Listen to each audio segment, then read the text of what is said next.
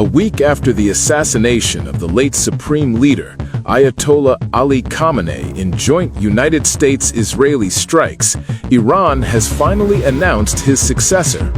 The Assembly of Experts announced the decision just after midnight Tehran time, announcing the son of the former Supreme Leader, Mojtaba Hosseini Khamenei, as the leader of Iran. Mojtaba Khamenei, the second-eldest son of Iran's longtime Supreme Leader, Ali Khamenei, is widely expected to take a far more hardline stance than his father.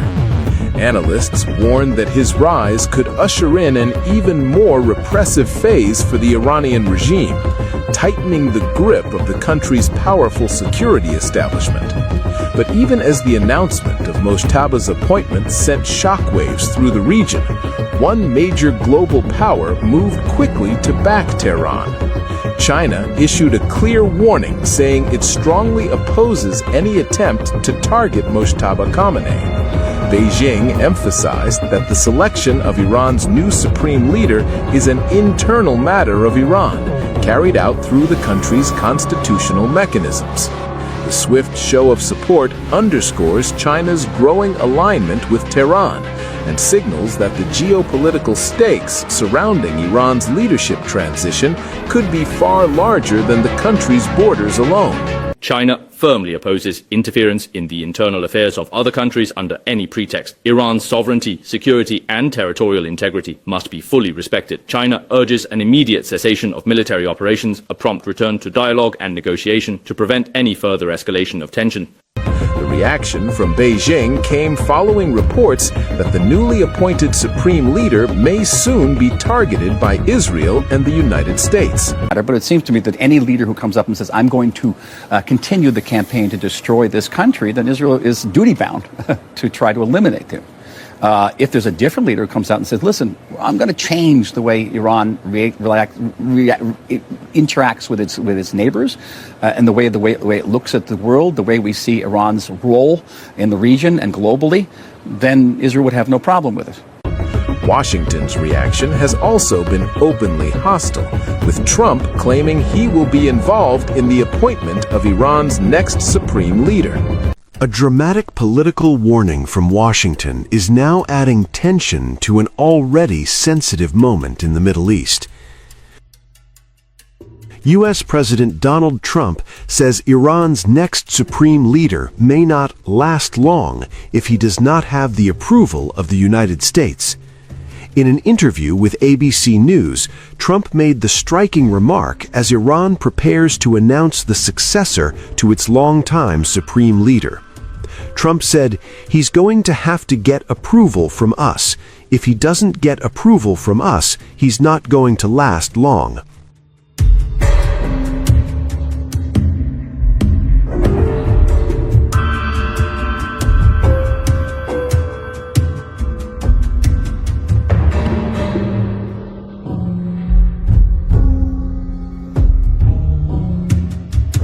The statement comes at a critical moment for Iran's political future.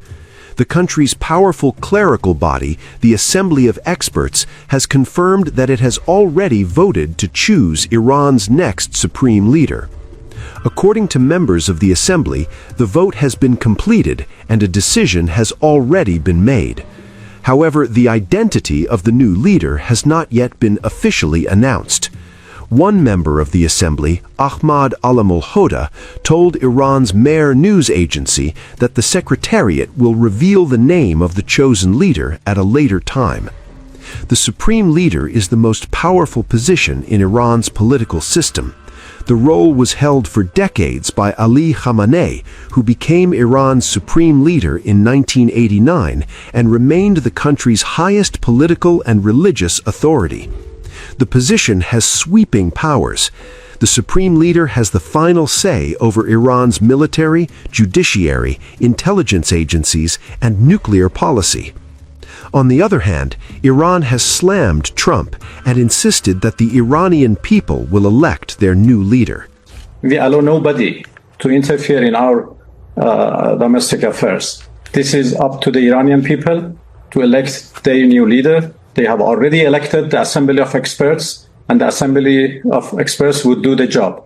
it is only the business of the Iranian people and nobody else's business. We are retaliating. We have not started this war. It is Americans who started this war against us, attacking us, and we are defending ourselves. So it is obvious that our missiles cannot reach the U.S. Soil. What we can do is to attack American bases and American installations around us, which are unfortunately in the soils of our neighborly countries. Well, first of all, apology in our culture is a sign of dignity and strength. Secondly, he apologized from the peoples of the region for the inconveniences they have faced because of this aggression by the United States and retaliation by us. So as a matter of fact, it is in fact the President of the United States who should apologize from the people of the region and Iranian people for the killings and destructions they have done against us. Tensions along the Israel-Lebanon border have sharply escalated after 2 Israeli soldiers were killed in a Hezbollah attack in southern Lebanon. The Israeli military confirmed that the incident occurred early this morning near an army post just across from the northern Israeli community of Manara. One of the soldiers killed has been identified as Maher Qatar, a 38-year-old sergeant first class and heavy machinery operator serving in the 91st Galilee Regional Division. The name of the second soldier has not yet been released by the Israeli military. According to a preliminary investigation by the Israel Defense Forces, the deadly incident began during engineering operations in the area. An armored Puma personnel carrier reportedly became stuck while operating in southern Lebanon. In response, Israeli forces dispatched another Puma armored vehicle along with 2 heavily armored D9 bulldozers to recover it. During the recovery operation, IDF said one of the bulldozers was struck by a projectile believed to be either an anti-tank missile or a mortar fired by Hezbollah fighters. The strike triggered a massive fire, killing the 2 Israeli soldiers on the scene. One officer was also lightly wounded in the attack. But the escalation did not stop there. Earlier, Hezbollah launched a large wave of rockets towards northern Israel. Air raid sirens blared across the Israeli port city of Haifa, sending residents rushing into bomb shelters as Israeli air defense systems scrambled to intercept the incoming rockets. Israeli media reported that more than 40 rockets were fired from Lebanon in the initial barrage alone. Some of the projectiles were described as heavy rockets capable of causing significant destruction, raising fears that the conflict could expand far beyond the border region. Several impacts were reported in and around Haifa, intensifying concerns among residents. The attacks continued to escalate rapidly. Within minutes, additional rockets and swarms of attack drones were launched toward the northern coastal city of Nahariya. According to Israeli reports, nearly 100 launches from Lebanon occurred within just 30 minutes, placing enormous pressure on Israeli air defense systems.